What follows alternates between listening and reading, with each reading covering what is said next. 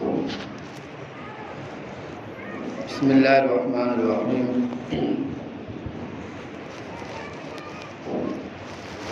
الحمد للہ وحدہ والصلاة والسلام علی اشرف الانبیاء المرسلین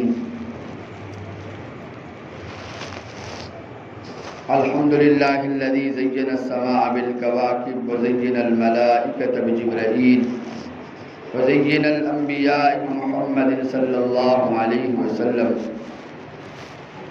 الحمد للہ الذی ہدانا الی الاسلام والایمان اما بعد فاعوذ باللہ من الشیطان الرجیم بسم اللہ الرحمن الرحیم ام حسبتم ان تدخلوا الجنة ولما یأتکم مثل الذین خلوا مستهم البأساء والضراء وزلزلوا حتى يقول الرسول والذين آمنوا معه متى نصر الله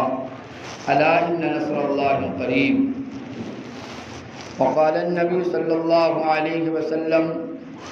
اطلبوا الجنة جهدكم واهربوا من النار جهدكم فإن الجنة لا ينام طالبها والنار لا ينام هاربها وإن الجنة اليوم محفوفة بالمكاره وأن الدنيا محفوفة بالشهوات واللذات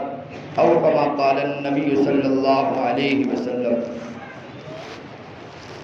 میرے محترم بزرگ و دوستو، اللہ کے فضل سے، اللہ کے کرم سے جو عبادات کمی بیشی کے ساتھ ہم سے ہو رہی ہے یا کر رہی ہے یا ہم کر رہے ہیں، اللہ رب العزت ان تمام اعمال کو اپنی بارگاہ میں رمضان کی برکتوں سے قبول فرمائے، اور خصوصاً جو سلسلہ جاری ہے سیرت النبی صلی اللہ علیہ وسلم کے عنوان سے، آج کا 12واں روزہ ہے تو اس سے بھی 12 نمبر ہے، اور ہم یہاں تک پہنچے تھے کہ اللہ کے نبی صلی اللہ علیہ وسلم کے ہاتھ پر اور زندگی کو دیکھ کر کلمہ پڑھنے والے ان لوگوں کے ساتھ کس طرح کے حالات پیش آئے ہیں۔ میرے کیف یہاں تک پہنچے تھے کہ حتیٰ کہ مکہ کے صنادید قریش طرح طرح کے حربے استعمال کر رہے ہیں کہ ایک اللہ کی دعوت دینے والا کسی طرح اپنی دعوت سے رک جائے، اور 360 خداؤں کا انکار کرنا ان کی عقل میں بات نہیں آتی تھی کہ ایک خدا ہو جو آسمان کو بچھائے اٹھائے، زمین کو بچھائے، ایک خدا ہو جو دن کو بھی لائے رات کو بھی لائے، ایک خدا ہو جو آسمان سے بارش کو برسائے وہی گلے کو اگائے۔ لہذا ان کا تصور یہ تھا کہ ہر کام کے لیے الگ الگ خدا بنا ہوا ہے، تو وہ ایک کو ان تمام خداؤں پہ ترجیح دینے کو تیار نہیں تھے، اور ان کے عقل میں آنے والی بات نہیں تھی، اس لیے کہ آج تک انہوں نے جس ماحول میں آنکھیں کھولی ہے وہ ہزاروں خداؤں کو ماننے والی قومیں چلی آ رہی تھی، لیکن اگر غور کرے تو پتہ چلتا ہے کہ جہالت کا عروج اور دور دورہ وہاں پر چل رہا تھا۔ اس زمانے میں جو تاریخیوں کے اندھیروں میں لوگ ڈوبے ہوئے ہیں، اور ایسے زمانے میں نبی کو پیدا کیا گیا کہ جہالت کا اس قدر انتہا تھی کہ باپ کے مر جانے کے بعد سگی ماں سے نکاح کرنے کے لوگ فخر سمجھتے تھے،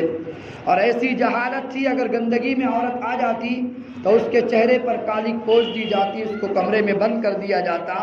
اور حتیٰ کہ اس کے ہاتھ کا کھانا بھی خود شوہر تناول نہیں کرتا تھا۔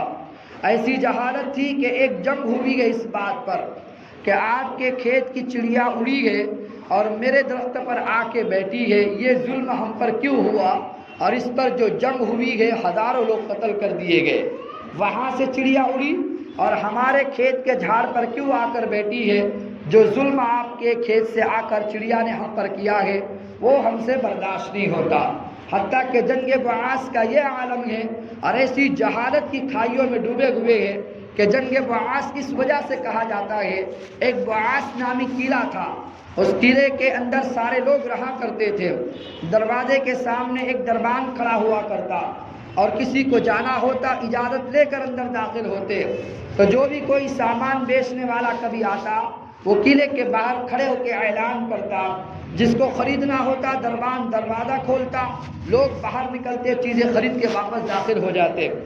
بہرکیف وہ جنگ بعاث اس قلعے کے بعاث کے نام سے مشہور ہوئی ہے۔ ایک شہد کو بیچنے والا آیا ہے، دروازے کے باہر کھڑا ہے، بہرکیف دروازے کے سامنے اس نے اعلان کیا شہد لے لو شہد لے لو۔ لہذا اس اعلان کو سن کر ایک آدمی پاس سے گزر رہا تھا، لہذا اس نے خریدنے کے لیے جو بھی برتن تھا آگے کیا، اس نے اس میں شہد کو ڈال دیا، اس سے رقم لے لی۔ اب شہد جو ہی گرا کہ اس پر مکھیاں بیٹھی ہے، تو مکھیوں کا ہجوم اتنا زیادہ ہو گیا، جس گھوڑے پر سوار ہو کر یہ شہد بیچنے والا آیا ہوا تھا اور جس کی پشت پر سوار ہو کر یہ شہد بیچ رہا تھا، اس گھوڑے نے مکھیوں کے بیٹھنے کی وجہ سے دم کو ہلانا شروع کیا، تو دم ہلتے ہوئے دونوں طرف ہل رہی تھی۔ ایک پاس سے گزرنے والا آدمی گزر رہا تھا، اس کے چہرے پر ہلکے سے وہ دم لگ گئی، اس نے غصے میں آ کر اس گھوڑے کی دم کو وہی کاٹ دیا۔ ایسی جہالت تھی، لہذا اس سوار نے دیکھا کہ میرے گھوڑے کی اس نے دم کاٹی ہے، وہ نیچے اترا ہے اور غصے میں آ کر اس دم کو کاٹنے والے کی گردن ماری ہے اور اس کو وہی قتل کر دیا۔ چونکہ وہ اس علاقے کا نوجوان تھا، علاقے والے آئے ہیں بدلہ لینے کے لیے اور اس کو قتل کر دیا۔ اس کو قتل کرنے کے بعد اس کی قوم آئی ہے۔ اب جو جنگ چلی ہے 120 سال تک جنگ چلی ہے، جس کو جنگ بعاث کہا جاتا ہے۔ ایسی جہالت کے دوروں میں لوگ جی رہے تھے، اللہ نے محمد مصطفیٰ صلی اللہ علیہ وسلم کو اس جہالت کے دور میں پیدا کیا تاکہ انسانیت کو راہ دکھا سکے۔ جن بیٹیوں کو زندہ درگور کر دیا جاتا تھا، ان بیٹیوں کا مقام محمد مصطفیٰ نے بتایا ہے۔ جن عورتوں کی کوئی عزت نہیں، ان کے ہاتھ کا کھانا نہیں تناول لوگ کیا کرتے تھے، پھر نبی نے مقام بتایا کہ ایّم امرأۃ ماتت وزوجها عنها راض دخلت الجنہ، کہ جو عورت اپنے شوہر کی خدمت کرتے ہوئے دنیا سے چلی جائے، ادھر اس کی موت واقع ہوتی ہے، اس کو جنت میں جانے کے لیے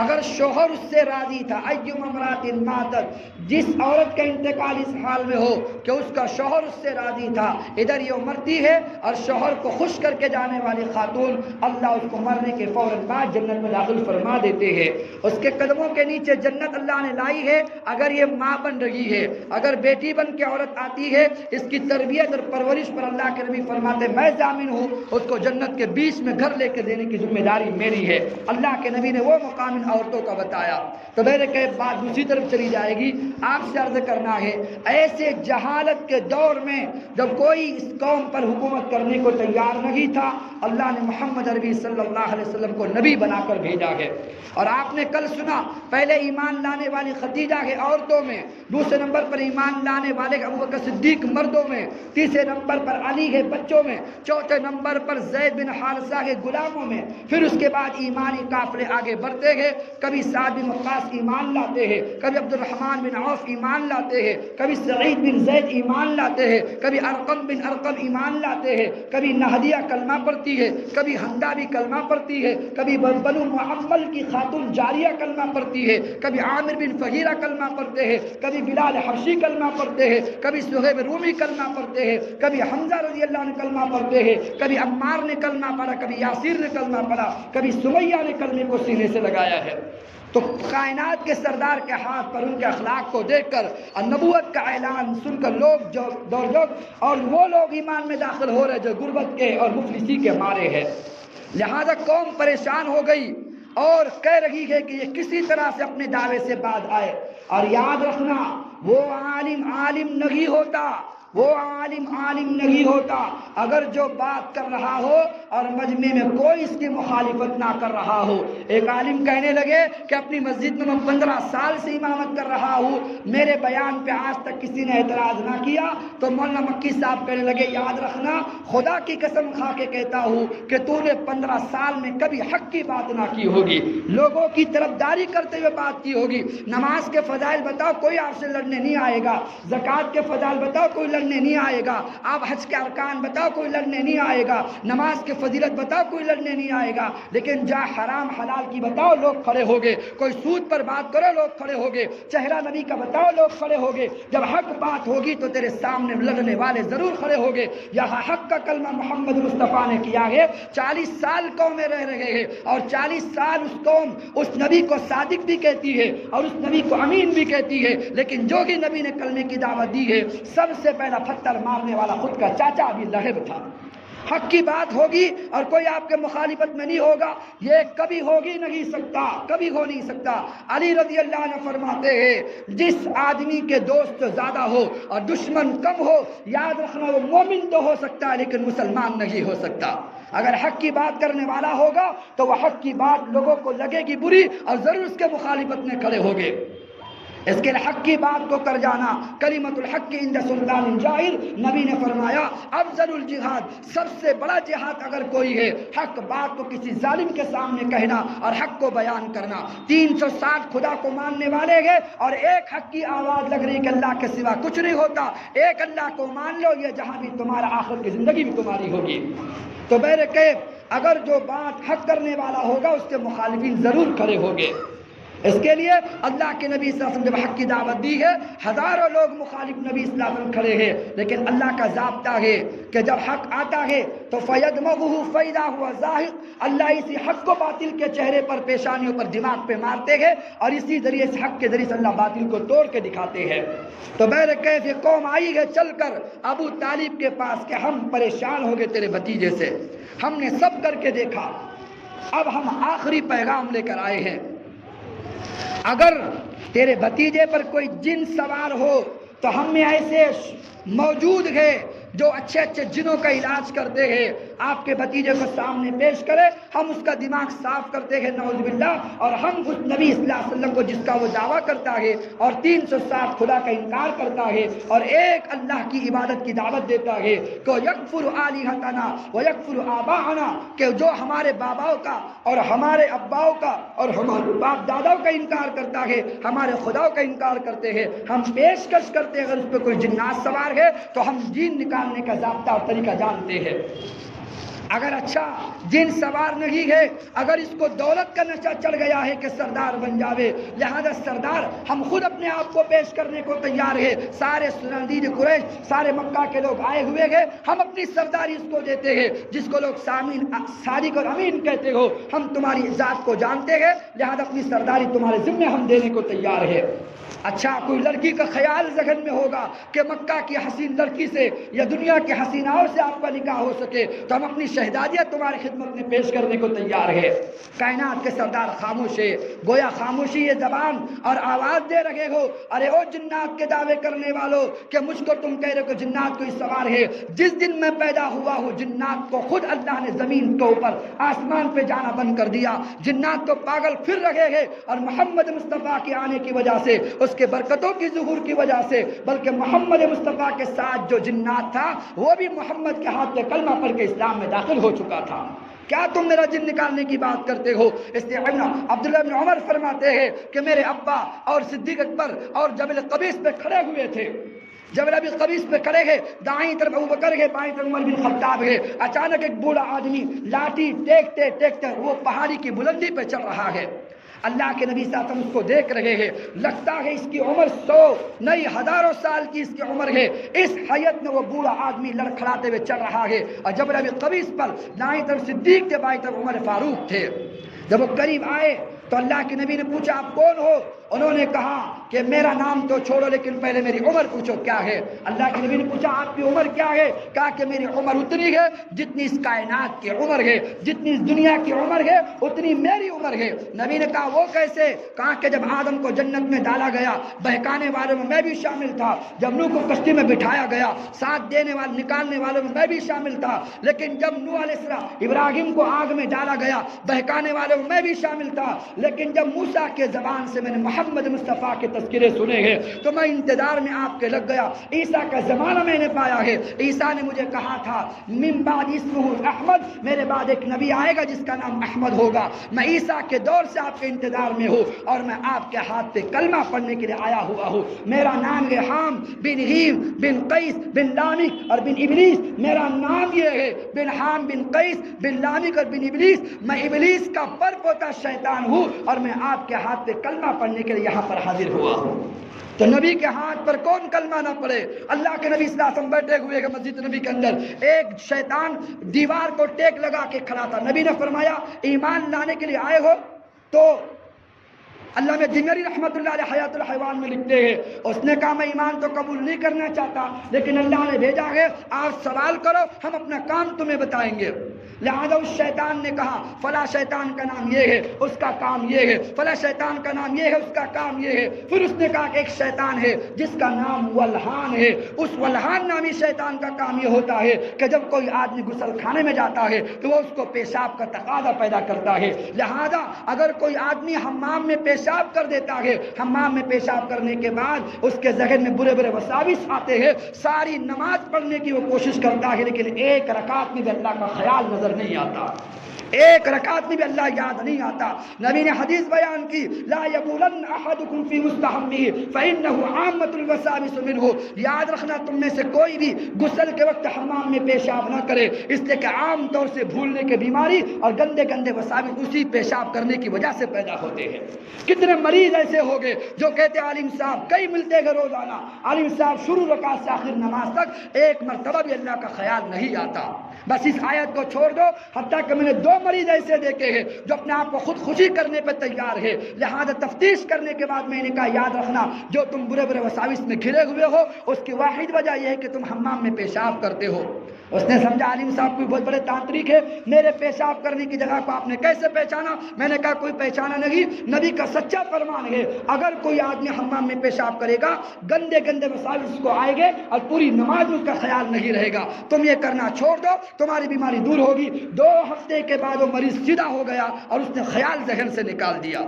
کتنے لوگ ہیں اسے نماز میں دھیان لگانے کے لیے ایک مختصر دعا ہے آمنت باللہ ورسولہ، آمنت باللہ ورسولہ، چلتے پھرتے پڑھ کر آپ دیکھو، اس سے پہلے آپ کو لگے گا پوری کائنات میں کوئی آدمی ایسا نہیں ہوگا کہ جو اللہ کے سامنے ایسا کھڑا ہوتا ہو کہ وہ ہو اور اللہ ہو اور کسی کا خیال نہ آتا ہو، لیکن اس دعا کو پڑھنے کی برکت سے آپ کو لگے گا بھلے پوری کائنات میں کوئی نہ ہو لیکن وہ بندہ تو میں ہی ہوں کہ نیت باندھنے کے بعد بس اللہ ہی اللہ ہوتا، کسی کا خیال تک حاضر نہیں ہوتا۔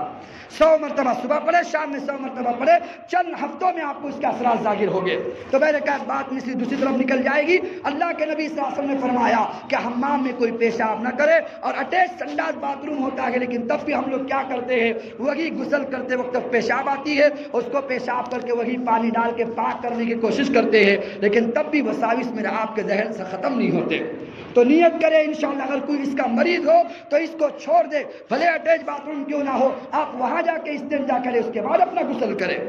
میرے کیف اللہ کے نبی صلی اللہ علیہ وسلم خاموش زبانی گویا بول رہے ہو، جس جنات کو تم نکالنے کی بات کرتے ہو جنات تو پہلے ہی میرے ہاتھ سے کلمہ پڑھ چکے ہیں، اور تم کیا جنات نکالو گے؟ اور ہاں تمہارا دعویٰ یہ ہے کہ مکہ کا سردار ہم تمہیں بنا دیا جائے، پوری کائنات کی سرداری کا تاج جس نبی کے سر پر اللہ نے رکھا اس سے بڑی سرداری کیا ہو سکتی ہے؟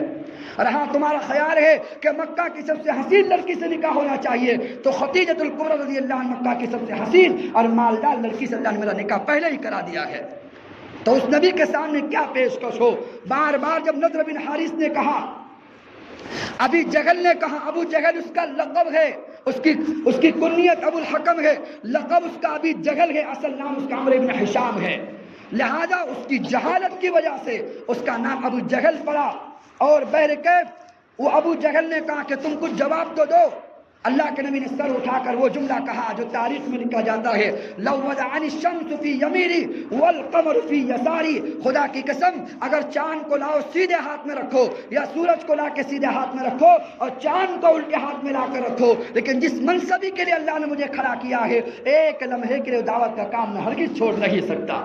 جو دعوت کا کام اللہ نے میرے ذمہ دیا ہے کسی حال میں اس کو چھوڑ نہیں سکتا۔ وہ پریشان ہو گئے، کرے تو کیا کرے، کس طرح اس نبی کو اور کس طرح ہم اس کے دعوت کے کام کو روکے۔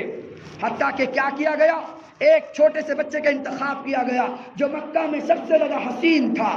کہا کہ یہ حربہ استعمال کرتے ہیں۔ اس بچے کو لے کر پہنچے گئے سب ابو طالب کے پاس، اور ابو طالب سے جا کر کہا کہ دیکھو ہم تمہیں حسین بچہ دیتے ہیں، اگر آپ کو تربیت اور پرورش کرنا ہے اس بچے کی تربیت کرو، اس پہ مال خرچ کرو، اس کے بدلے محمد ہمیں دے دو تاکہ ہم اس کو دعوت کے کام سے روک سکے اور یہ کام ہمارا رک جائے۔ بہرکیف ابو طالب نے کہا کہ محمد مصطفیٰ کے طفیل میں پوری کائنات کو ٹھکرا سکتا ہوں لیکن میرے بھتیجے کو تمہارے سپرد نہیں کر سکتا۔ لیکن وہ کہنے کے بعد کہ سرداری چاہیے، لڑکیاں چاہیے، یا جنات کا اثر ختم ہونا چاہیے؟ اس جملے کو سن کر ابو طالب تھوڑے سہم گئے اور کہا کہ بھتیجے مجھے زیادہ تکلیف تو نہ دے. لہذا نبی نے رو کر کہا تھا یاد رکھنا اے چچا، میں اپنے آپ کو اللہ کی امان میں لاتا ہوں، اگر آپ میرا ساتھ دے نہ دے خدا کی قسم میں تب بھی یہ دعوت کا کام کرنا نہیں چھوڑوں گا، اس لیے کہ میرا کام نہیں ہے، یہ مجھے ذمہ داری خدا کی طرف سے ملی ہوئی ہے، یہ منصب مجھے ملا ہو، اس منصب سے میں کیسے رواداری کر سکتا ہوں؟ لوگ کہتے فلانا عالم بڑی وہ سخت بات کرتے ہیں، تھوڑا آہستہ بولو، تھوڑا حالات کو سامنے رکھ کر بولو، اور کچھ ایسی بات کرو کسی کو تکلیف نہ ہو، رواداری سے کام لو. یہ بڑے بڑوں کا کہنا ہوتا ہے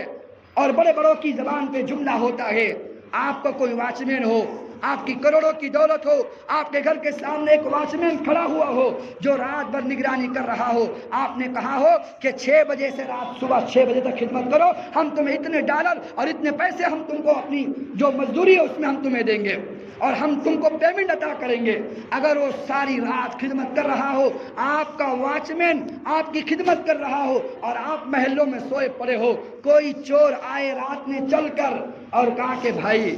یہ کیا ہمیشہ ڈنڈا لے کے کھڑے ہوتے ہو، کچھ تو رواداری کرو نا. بات سمجھ میں آ رہی ہے آپ کے؟ کچھ تو رواداری کرو.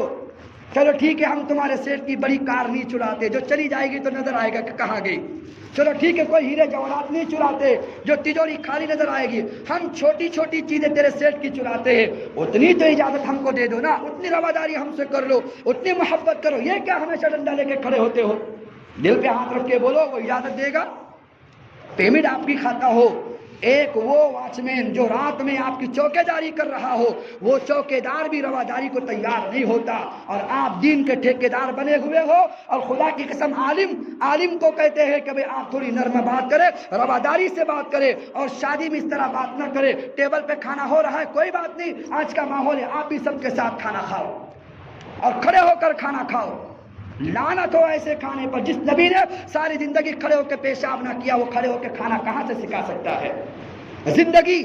اور کہیں کہ رواداری کرو، نرمی سے کام لو، تھوڑا نیچے بیٹھ کر خدا کی قسم. اور اس لیے کہتے ہیں کہ تاکہ اگر تم ٹیبل پہ بیٹھ جاؤ گے یا کھڑے ہو کر تم کھانا کھا لو گے تو مجھے خوشی ہوگی، آنے والے مہمانوں کو خوشی ہو جائے گی، لیکن یاد رکھنا خدا ناراض ہوگا، اس کا رسول ناراض ہوگا. اگر کاش تم رواداری نہ کرتے، کسی کی باتوں میں نہ آتے، اگر تم بیٹھ کر زمین پر کھانا کھا لیتے. میں آپ کو حقیقت بات بتا رہا ہوں، شادی میں ایک مرتبہ جانا ہوا، ٹیبل کے وجہ ہم ایک کونے پر کھانا کھا رہے تھے، 3 عالم دین کونے میں بیٹھ کر ہنس رہے تھے کہ دیکھو اس کو الہیت سوز رہی ہے اور زمین پر بیٹھ کر کھانا کھا رہا ہے. نبی نے فرمایا کہ من کتب العالم علمہ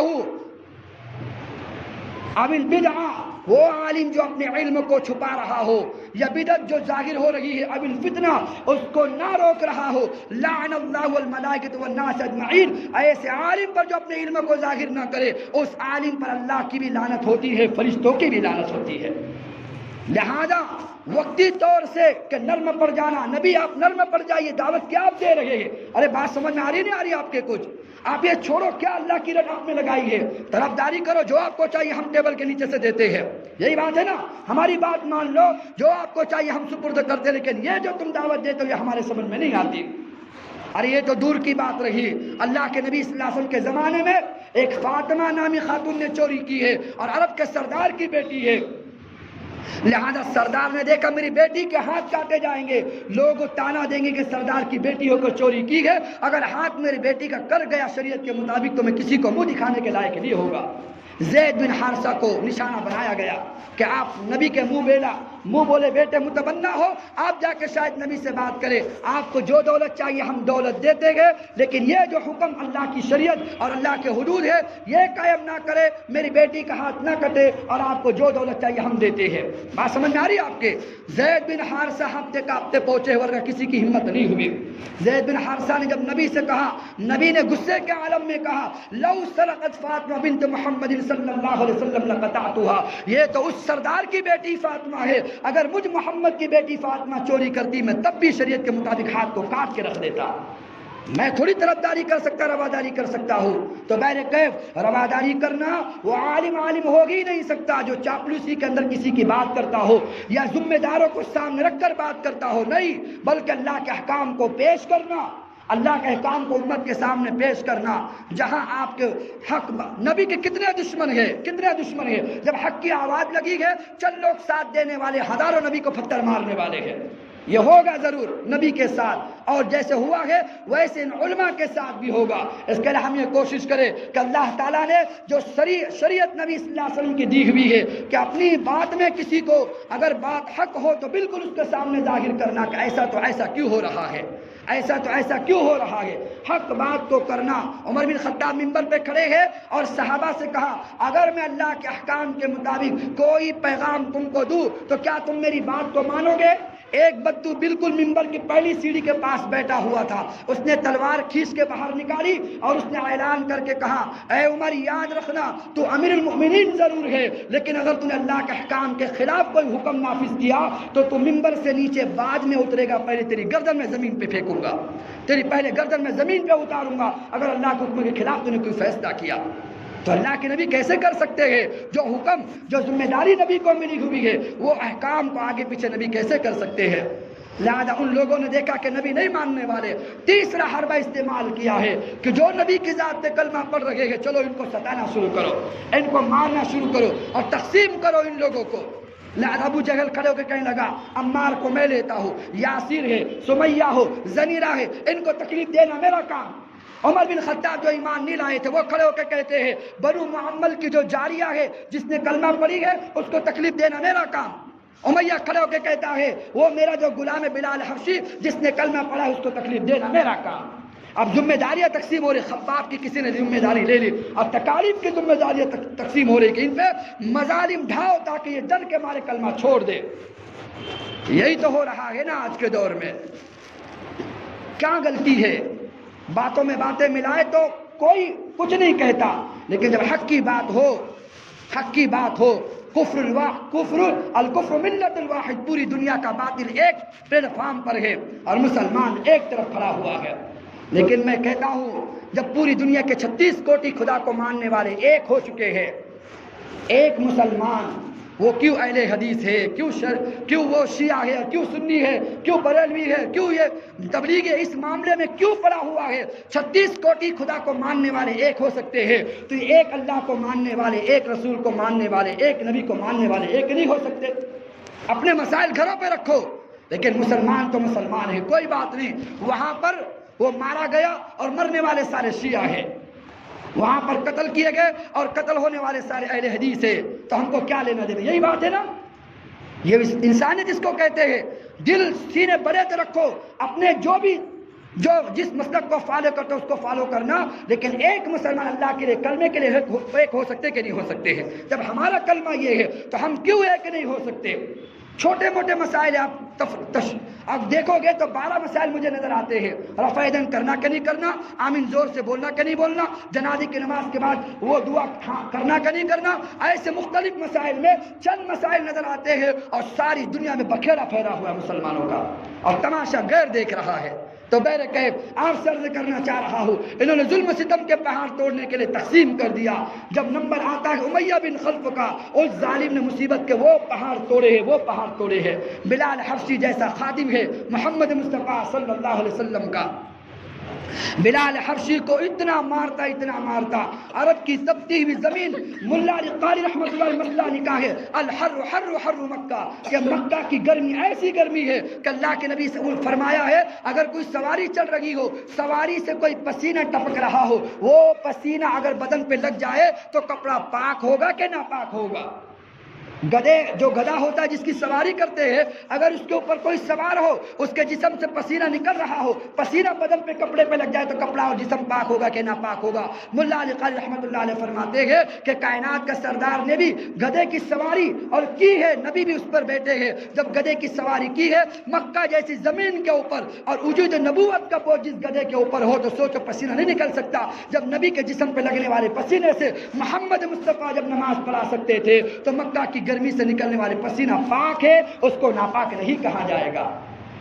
اتنے مسائل نکالے کہ اسی گرمی کا مسائل، اس گرمی کے اندر بدن سے کپڑے نکالے جا رہے ہیں تپتی ہوئی آگ میں۔ ابھی ہم 16-17 کلومیٹر دور سے آئے ہیں روزے کی حالت میں آپ کے پاس،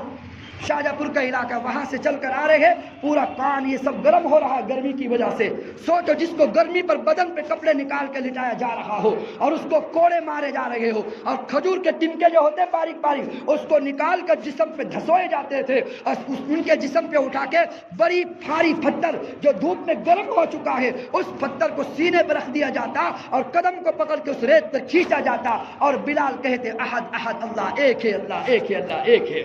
ایسی تکالیف میں جو عقل حیران ہوتی ہے۔ کسی نے کہا بعد میں بلال سے، ارے جملے تو بہت سارے تھے، تو لا الہ الا اللہ کہہ دیتا، کبھی اللہ اکبر کہہ دیتا، کبھی سبحان اللہ کہہ دیتا، لیکن تو احد احد کیوں کہا کرتا تھا؟ سنو جو میری ساری بات کا خلاصہ،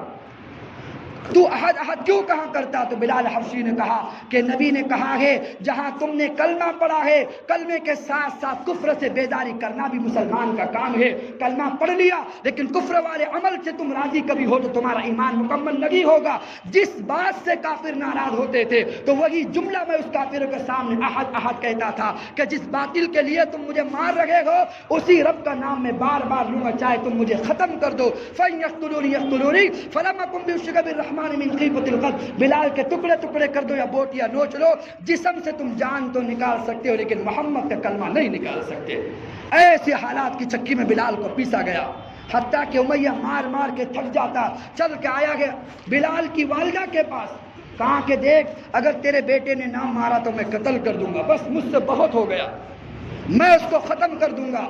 ماں بچے کے مارے وہ دوڑ کر آئی ہے، گیلا کپڑا کیا ہے اور گیلے کپڑے کر کے بچے کے جسم پہ ڈال رہی ہے، بچے کا سر اٹھایا ہے گرمی کے عالم میں، اپنی گود میں رکھ کر بچے کے کان میں کہا کہ بیٹا جیسے تو کلمہ پڑھ چکا ہے میں بھی کلمہ پڑھ چکی ہوں، تیرے حالات کو سن کر میں بھی کلمہ پڑھ چکی ہوں، لیکن میں ڈرتی ہوں اگر میں نے ظاہر کیا تو جو حال تیرا ہے وہ حال میرا ہوگا۔ بلال ہنسنے لگے، ماں نے کہا ہنس رہے ہو؟ میں تم سے ڈرنے کی باتیں تم ہنس رہے ہو؟ تو کہا کہ بس مجھے سمجھ میں آ گیا کہ کفر ہار گیا اور بلال جیت گیا۔ کہا کہ کیسے؟ اگر کفر ہارتا نہیں تو بلال کی ماں سے کبھی شکایت نہیں کرتا، اس کو پتا ہے کہ آخری حربہ بلال کی ماں ہے جو ماں بیٹے کو سمجھا سکتی ہے، کفر ہار چکا ہے اور اللہ کا کلمہ بلند ہو کر رہے گا، یہ مجھے مٹا کیوں نہ دیتے، میں اللہ کے دین کو نہیں چھوڑ سکتا۔ ایسی حالات کی چکی میں وہ جا کے پوچھو خباب ابن عرد سے، مکہ کے پاس بیٹھے ہوئے ہیں، کسی نے کہا خباب اپنی پیٹھ تو دکھاؤ، جب پیٹھ دکھائی گئی عمر بن خطاب رو کر کہنے لگے کہ ایسی پیٹھ تو میں نے کسی کی نہیں دیکھی، بڑے بڑے سوراخ اندر بنے ہوئے جیسے کوئی ہول ہوتے ہیں جس میں پانی جمع ہوتا ہے، وہ انگاروں پر بھی وہ خباب ابن عرد کہتے ہیں انگاریں کی جاتی، جسم سے کپڑے اتار کر لٹایا جاتا، انگاروں پہ کھینچا جاتا، جسم کی چربی کی وجہ سے وہ آگ کے شعلے بجھا کرتے تھے، لیکن میں نے کلمہ کبھی نہیں چھوڑا ہے۔ ایسی حالات کی چکی میں، اور سوچو عقل میں بات نہیں آتی، مجھے بتاتے ہوئے ڈر لگ رہا ہے، جو ذمہ داری بدبخت ابو جہل کو ملی ہوئی ہے، وہ عمار ابن یاسر، عمار ہو یاسر ہو اور سمیہ پر آل یاسر پر جو حالات ہو رہے ہیں، اس بدبخت نے ایسی سزا دی ہے کہ کائنات میں آج تک کسی نے ایسی سزا نہ دی ہوگی۔ ایسے نبی نے فرمایا فرعون هذه الامہ،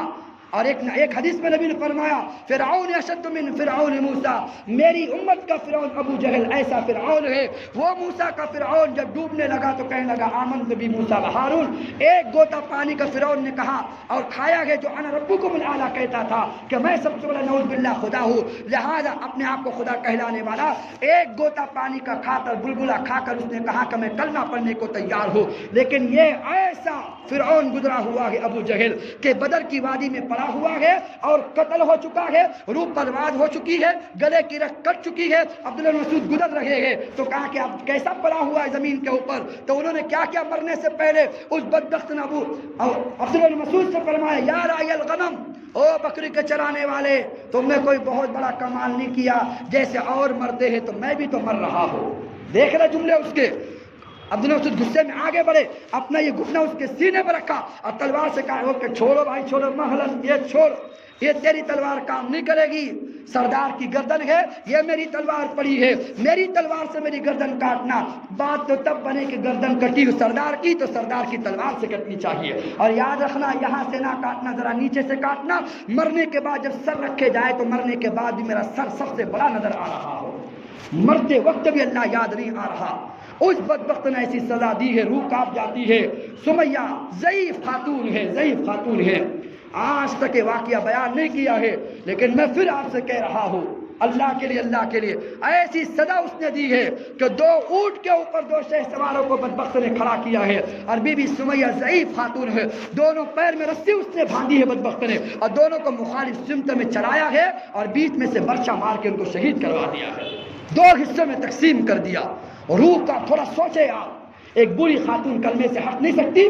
تھوڑی دیر کے لیے بول نہیں سکتی، تو نرمی کس لیے کرنا؟ بات سمجھ میں آ رہی نہیں آ رہی؟ میری ساری بات کا خلاصہ، اگر حق بات کرنی ہو گردن تو دی جا سکتی ہے، حسین نسل قربان کر سکتا ہے، لیکن غیر کے ہاتھ میں ہاتھ بھی نہیں دے سکتا۔ نسل قربان ہونا کوئی معمولی بات ہے؟ ورنہ حسین کی نسل کا ایک خون کا قطرہ پوری کائنات کے انسانوں خون کے قطروں سے افضل تھا کہ نہیں تھا؟ لیکن حق بات کے لیے کسی کے ہاتھ میں ہاتھ دینا یہ نہیں ہو سکتا، چاہے سر ہم کٹا سکتے ہیں۔ تو بہرکیف اتنی حالات کی چکی میں پیسا گیا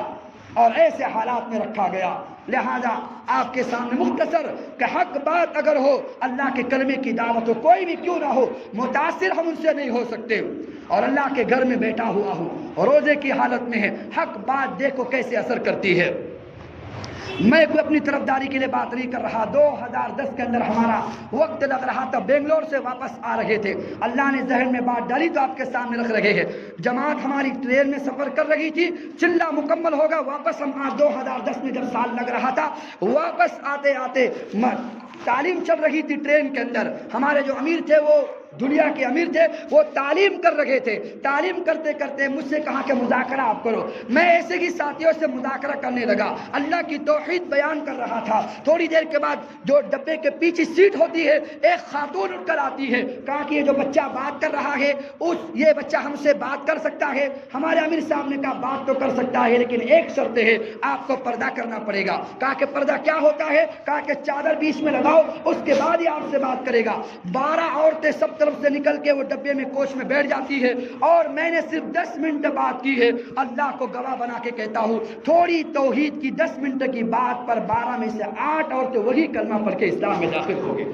2010 کی بات بتا رہا ہوں۔ حق ایسی چیز ہے جب جاتی ہے دل میں اثر کر جاتی ہے، پھر سب کچھ لٹانا آسان ہوتا ہے، سب کچھ نچھاور کرنا آسان ہوتا ہے۔ بعد میں ہم نے پتا کیا تو شرڈی سائی بابا آ رہے تھے درشن کرنے کے لیے، کرناٹک کے لوگ ادھر آتے ہیں، بیچ میں سفر منقطع کیا ہے اور وہاں سے واپسی کا ٹکٹ انہوں نے لیا ہوا ہے۔ تو زندگی ایسے اللہ سنوارتے ہیں۔ حق بات کو کسی بھی وقت میں، ہم چھوٹے تھے اب آ رہے تھے ٹرین میں سفر کرتے ہوئے، عقل کو میں پڑھا کرتے تھے، ایک یہودی ٹرین میں بیٹھا ہوا ہے، وہ ڈبہ سارے حافظوں کا تھا، ہم دوسرے ڈبے میں بیٹھے ہوئے تھے، اور وہ ایسے سوالات کر رہا تھا، 18 سوال کیے، ایک بھی حافظ نے اس کا جواب نہ دیا، اور اس کا دعویٰ تھا 20 سوال مکمل ہونے سے پہلے میں جتنے حافظ قرآن ہیں سب کو میں یہودی بنا کے ٹرین سے باہر نکالوں گا۔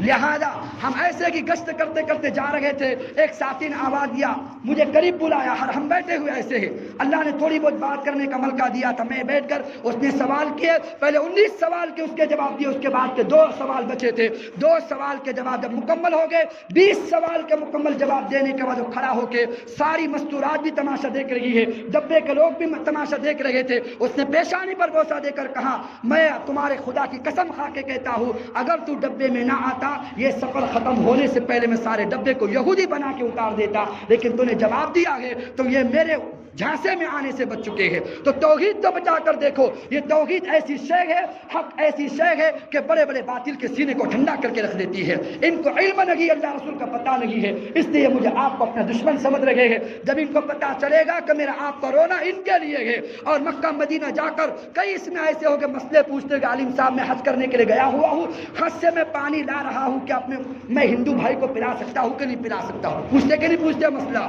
مکہ میں جا کر مسلمان ہندو بھائی کو نہیں بھول رہا ہے تو کہ یہ مسلمان دہشت گرد ہو سکتا ہے؟ یہ مسلمان کسی کا برا چاہ سکتا ہے؟ یہ تو پوری کائنات کی رہبری کے لیے اللہ نے اس کو انتخاب کیا ہوا ہے۔ تو بہرکیف عرض مختصر آپ کے سامنے یہ کرنا ہے، ایسے حالات کی چکی پھر محمد مصطفیٰ صلی اللہ علیہ وسلم کے اصحاب پر ڈالی گئی ہے کہ جس کی کوئی انتہا نہ رہی۔ اس طرح 13 سال مکی زندگی میں نبی صلی اللہ علیہ وسلم پر حالات آئے ہیں، اس کے بعد صحابہ رو کے نبی سے کہتے ہیں، اور اللہ نے آیت نازل فرمائی ہے، ام حسبتم ان تدخلوا الجنہ، عمار بن یاسر کہتے یا نبی اللہ اب کتنا برداشت کریں، ام حسبتم ان تدخلوا الجنہ، اللہ فرما رہے ہیں کیا تم گمان کرتے ہو جنت میں یوں ہی داخل ہو جاؤ گے؟ ام حاسبتم ان تدخلوا الجنة ولما یاتکم مثل الذین خلوا من قبلکم، ارے تم پر تو انگاروں پہ گھسیٹا جا رہا اور تم کو تو کوڑے پر رکھے گئے، لوگوں کے سیروں پر آرے چلے گئے، بیچ میں سے 2 ٹکڑے ہوئے لیکن اللہ کی ذات کا کلمہ نہیں چھوڑا ہے۔ یہ تو تھوڑے حالات تم پر ہے۔ متى نصر اللہ، کب اللہ کی مدد آئے گی؟ 13 سال کوئی معمولی بات ہوتے ہیں۔ 2 سال لاک ڈاؤن کے اندر عقل ٹھکانے لگ گئی تھی بڑے بڑوں کی۔ 13 سال مکی زندگی میں چھپ چھپ کر عبادت کرنا، کوئی باہر کھلے عام عبادت نہیں کر سکتا جب تک کہ عمر بن خطاب ایمان نہ لائے تھے۔ تو ایسے حالات صحابہ پر توڑے گئے۔ وہی مکی زندگی کے حالات اللہ نے مسلمانوں پہ ڈالے ہیں کہ لاک ڈاؤن کے موقع پر جیسے نبی کو کعبہ کا در نہیں کھلتا تھا، ہمارا مسجد کا دروازہ بند ہو گیا۔ جیسے کھلے عام تبلیغ نہیں ہو سکتی تھی، اس زمانے میں تبلیغ والے اگر کوئی نظر آتے اس کو 6-6 ہزار کا انعام دیا جا رہا ہے۔ ارے سنا کہ نہیں سنا آپ نے کہ جو دین کی محنت کر رہا ہے اس کو پکڑ کر دے دو تو یو پی کے اندر جو پکڑ کے دے گا اس کو 6,000 کا انعام دیا جا رہا ہے۔ وہ حالات مکی زندگی کا اللہ نے ڈالے ہیں۔ اللہ بتانا چاہتا ہے کہ جب تک تم اپنے آپ کو نہیں بدلو گے اللہ باہر کے حالات کو نہیں بدلنے والا۔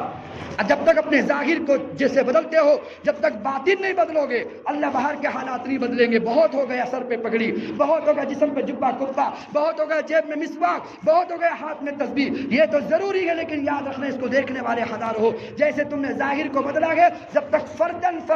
پورا مجمع نہیں، جب تک فردن تم اپنے دل کے حالات کو نہیں بدلو گے تنہائی میں اللہ یاد نہیں آئے گا، گناہوں سے نہیں بچو گے، جب تک اپنے آپ کو اللہ کے سامنے تقوی طاہر کی زندگی نہیں گزارو گے جب تک اللہ باہر کے حالات نہیں بدل سکتا۔ باہر کے حالات بدلنے کے لیے اللہ تعالیٰ نے یہ حالات مجھے آپ کر دیے تھے بنانے کے لیے تاکہ ہم سمجھے کہ اللہ نے کیسے حالات ڈالے ہیں۔ جو جس خدا کا تم انکار کر رہے ہو کہ ہم خدا کو نہیں مانتے، اس خدا نے ایسی مخلوق پیدا کر دی جس کو میں آپ کورونا کہتے ہو، جو نظر بھی نہیں آتا۔ سائنس کہتی ہے میری طرف دیکھنا، اگر کوئی پین کا نقطہ اگر نشانہ بنائے، اس نقطہ جو پین کا ڈاٹ اور نقطہ پڑتا ہے اس نقطے کو 200 حصے میں تقسیم کرو، جو آخری باریک حصہ نکلے گا اس سے بھی باریک یہ وائرس کا کیڑا تھا جو مائکرو سے بھی نظر نہیں آتا تھا، جو نظر نہیں آتا تھا، اس کی طاقت اتنی وحشت پوری دنیا میں اللہ نے پھیلا دیا کہ سگا باپ سگے بیٹے کے پاس جانے کو تیار نہیں، سگی بیوی شوہر کو چھونے کو تیار نہیں تھی اور رشتہ دار قریب جانے کو تیار نہیں تھا۔ جو کیڑا نظر نہیں آتا جس کو پیدا اللہ نے کیا ہے اس کی طاقت پوری دنیا جان لگی ہو تو جو بنانے والا خدا اس کی خدائی کو نہیں جانتے، اس کی قدرت کو نہیں جانتے۔ اس کا ایک فرشتہ اس کیڑے کی پھونک کی وجہ سے تم ڈر کے اپنوں کو ہاتھ نہیں لگا رہے تھے، وہ فرشتہ اسرافیل جو ایک پھونک مارے گا پوری کائنات کو فنا کر کے رکھ دے گا، اس کا کیا عالم ہوگا اور اس بنانے والے خدا کا کیا عالم ہوگا۔ اس خدا کو پہچانے تو سہی، اس کی طاقت کیا ہے۔ اس کے لیے مکی زندگی کے 13 سال ہے، یہ ایمان کو بنایا جا رہا ہے اور اس کو سنوارا جا رہا ہے۔ اس لیے تو اللہ کے نبی نے فرمایا تھا کہ لو اذن ایمان ابی بکر بایمان الناس لرجح ابو بکر صدیق رضی اللہ عنہ، اگر ابو بکر کا ایمان ایک ترازو میں رکھ دیا جائے اور ابھی نبی سے لے کر نہیں پوری کائنات کے انسانوں کا ایمان ایک ترازو میں ہو اور صدیق کا ایمان ایک ترازو ہو تو لرجح ایمان ابو بکر، تو ایمان ابو بکر صدیق کا جو پلڑا ہے ابو بکر کا ایمان بھاری ہو جائے گا، کائنات کا ایمان اس سے ہلکا ہو جائے گا۔ ایسا ایمان صدیق کو اللہ نے عطا فرمایا۔ تو بہرکیف زندگی باقی رہی انشاءاللہ، کل آپ کے سامنے مزید آگے کی سیرت آپ کے سامنے بیان ہوگی، کس طرح صحابہ کے کہنے پر پھر نبی نے حبشہ کی ہجرت کا حکم دیا ہے اور کیسے صحابہ مکہ چھوڑنے پر، اپنے گھر چھوڑنے پر، علاقہ چھوڑنے پر، مکہ جیسی سرزمین کو چھوڑنے پر اپنے دین بچانے کے لیے اپنے در کو چھوڑ کے نکل رہے ہیں۔ زندگی باقی رہی انشاءاللہ، کل آپ کے سامنے انشاءاللہ تفسیر سے یہ سیرت انشاءاللہ بیان ہوگی۔ دعا کر اللہ تعالیٰ جو بھی یہ پروگرام ہو رہا ہے اللہ اپنی بارگاہ میں اس کو خوب خوب قبول فرمائے۔ بسم اللہ الرحمن الرحیم، الحمد للہ رب العالمین، اللهم لك الحمد كما أنت أهل، فصل على محمد كما أنت أهل، وفعل بنا ما أنت أهل، إنك أهل التقوى وأهل المغفرة. ربنا ظلمنا أنفسنا وإن لم تغفر لنا وترحمنا لنكونن من الخاسرين. اللهم صل على روح محمد في الأرواح، وصل على جسد محمد في الأجساد، وصل على قبر محمد في القبور. جزا الله بأن محمدا ما هو أهله صلى الله عليه وسلم. سبحان ربك رب العزة عما يصفون وسلام على المرسلين والحمد لله.